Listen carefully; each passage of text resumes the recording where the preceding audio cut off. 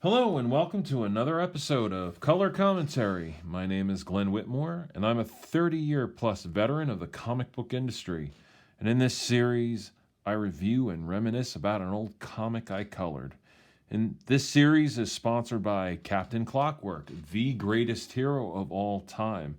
My 64-page special called Full Circle is now available on captainclockwork.bigcartel.com. And this episode, I will be reviewing Action Comics 643. And this is the return of Action Comics as a monthly comic. And for that event, Mike Carlin got George Perez to kick it off. And George Perez, of course, being in the news lately a lot because of his terminal condition that he revealed, and we keep him and his friends and family in our prayers. So anyway, but I thought we would this would be a good time to look at this. And if you notice, my copy here is creased. It's got a big crease in it. I didn't take care of my comic, so report me to the back issue police, if you will. So anyway, 643 of Action Comics, and I don't have any real specific memories other than having to call George one time for some reference, I guess, or I had some questions on a reference or a note or something, and I called him one time, and we spoke and we chatted very briefly, and he was very nice. So my one experience with George was pretty good. And I think I met him at a convention once too, and he was very nice. So anyhow, we start off, very easy page. Lots of blacks, outer space, just pale blue on the earth. I think this thing here for the rings on Saturn was kind of a knockout. I guess that was a knockout or some kind of overlay indicating. I don't believe I put the streaks in myself. And here we go. And yeah, so of course, crowds, which now lots of crowds require knockouts. And my one reaction to this, and I'm going with gut reaction. I'm looking at these pages basically cold. So I'm giving you my cold gut reaction to looking at some of these pages. And I don't know if there's enough separation between the insets and the bigger panel behind. This row, this tier, a little bit better. But of course, I did a lot of cool knockouts on these characters. Maybe I could have gone with warmer, paler colors to at least pop this crowd out. I just had this thing about knocking things out in purple. I went a little crazy with it. And here's the big splash page. Ta-da! This one came out. This one is cover dated July of '89. So this was still very early on. Brett Breeding was always great at indicating the rim lighting for things. So you always had to be on your toes with that. The primaries, the yellow, the red, and the blue.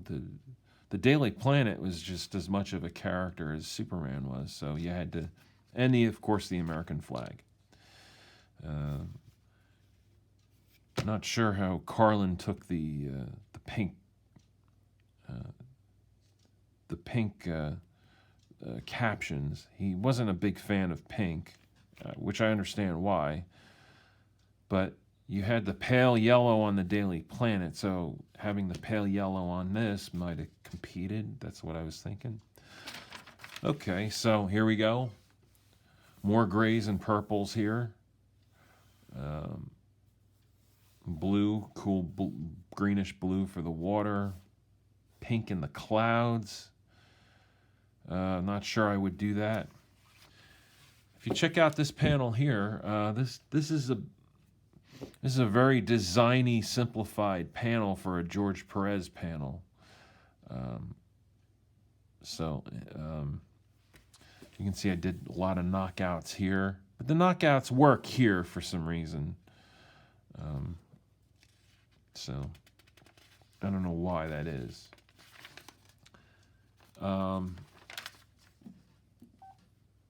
Let's see what else is going on here. Okay, so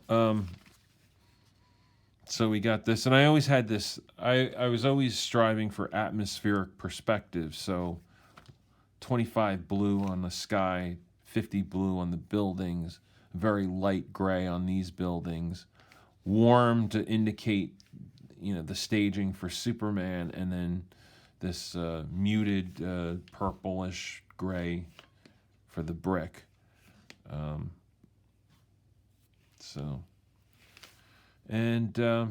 Jimmy Olsen in his classic green pants and red suspenders and bow tie there. So, and Carlin was always pushing to do a little modeling with it, and he always said that the dots, and he was right. The dots were very forgiving when the dot screens made the edge of the one transition of a color to another, made it a little less harsh, which he was right. Definitely at times I feel very nostalgic about the way comics were printed back then.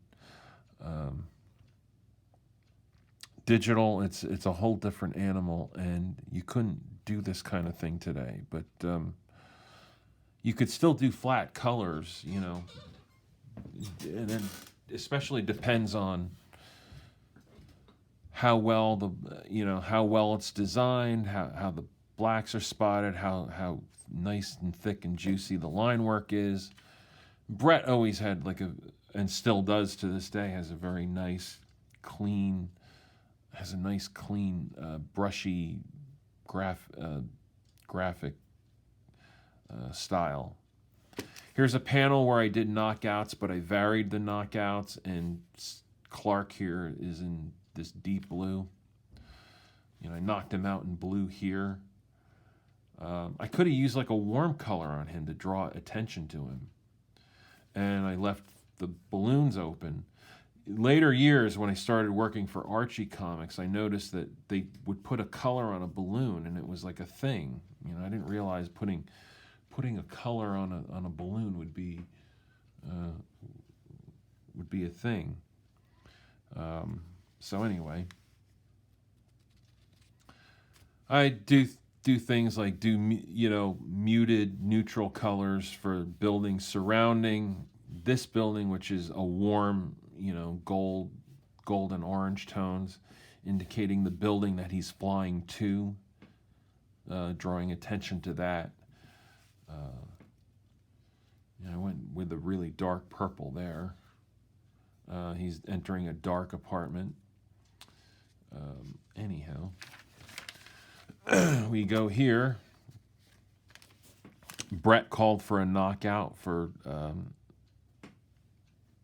the head of this character. I forget what the character's name was. The Eradicator, I think? No. This old cleric character. Anyway, Brett inked it, and then he put it on an overlay. He wanted me to indicate a color that would...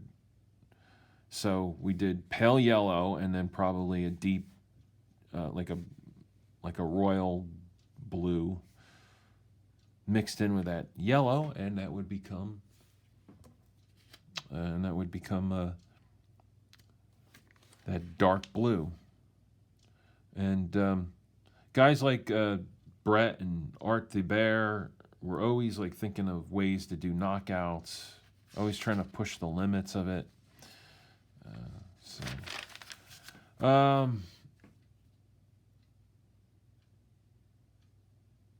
So here's Lois's first appearance, I think, in the issue, and she's got red. She always had that dark auburn red hair, which was different from the Silver Age blue hair color that she had.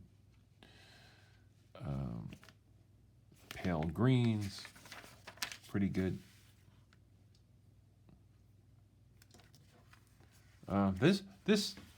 This two-page spread here works pretty well. You got pale greens for the bathroom, except I put a warmer green here.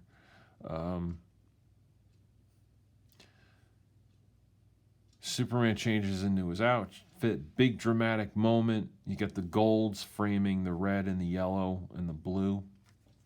Works. Flies across the city. Daily Planet is a recognizable landmark. And then here's Lois. She's trapped in a dark garage, and so we go to cools and purples.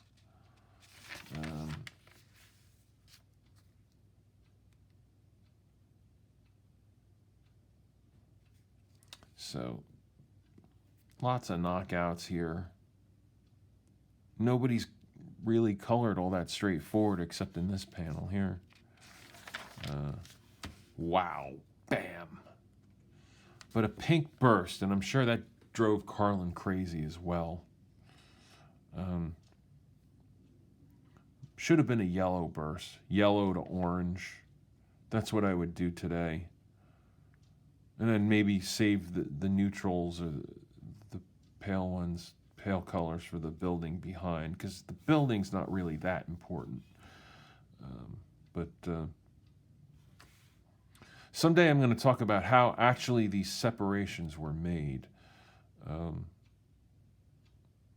I'll make a video on that sometime. But of course, Superman in primaries, the villain or the bad guy in purples, oranges, greens, secondary colors. So just carrying that throughout, that's always been a thing. And one more thing, we need to wrap this up soon, but here's a panel. Separator missed the cape there. Here's a panel I want to say, and I think this was Carlin's idea, I believe. He said, make these Yay Superman letterings in different colors indicating different volumes. So like it's intensifying with color, indicating it's getting louder and louder. And that's like a trick I picked up and subconsciously carried with me throughout my career. And I remember some years later on an Archie comic, I did that, and just subconsciously, and somebody noted it in a review and commended me on it. So that's the kind of thing that little things like that, little things that your editor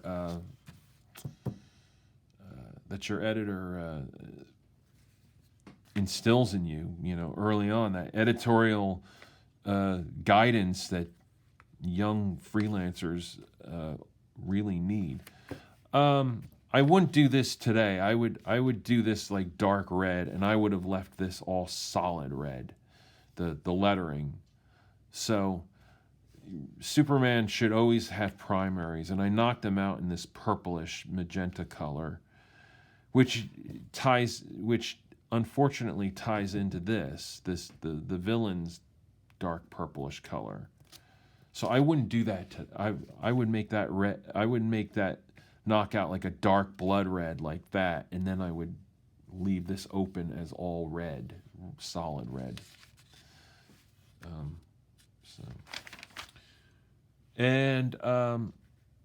Let's see. Everything's pretty straightforward here. Carlin hated pink, justifiably so. I hate pink now. I try to avoid pink as much as possible. And I'm still in the phase of. Well, here I just knocked out Morgan. Is that this character? Oh, there goes my timer. So it's time to wrap things up. So, I would just do a knockout. Like, he's in this dark room and he's being lit. But he's, and sometimes, like, the color just has to be logical. It doesn't have to be super literal. The whole name of the game was just separating things. Oh, nice strong red background, and then light blue to pop him out. Apparently, TVs weren't full color in 1989, which is kind of strange. I guess there might have still been a few black and white TVs on the market. This is nice. It's sort of like indicating that the adventure is over. The sun is setting, skies are orange going into that pale red. So there you go. Action Comics 643. And thank you for tuning in to this color commentary. And we will be back in a few days with yet another episode of Color Commentary. Thank you for joining. And don't forget, CaptainClockwork.BigCartel.com. And we'll see you next time. And hit that like button and subscribe.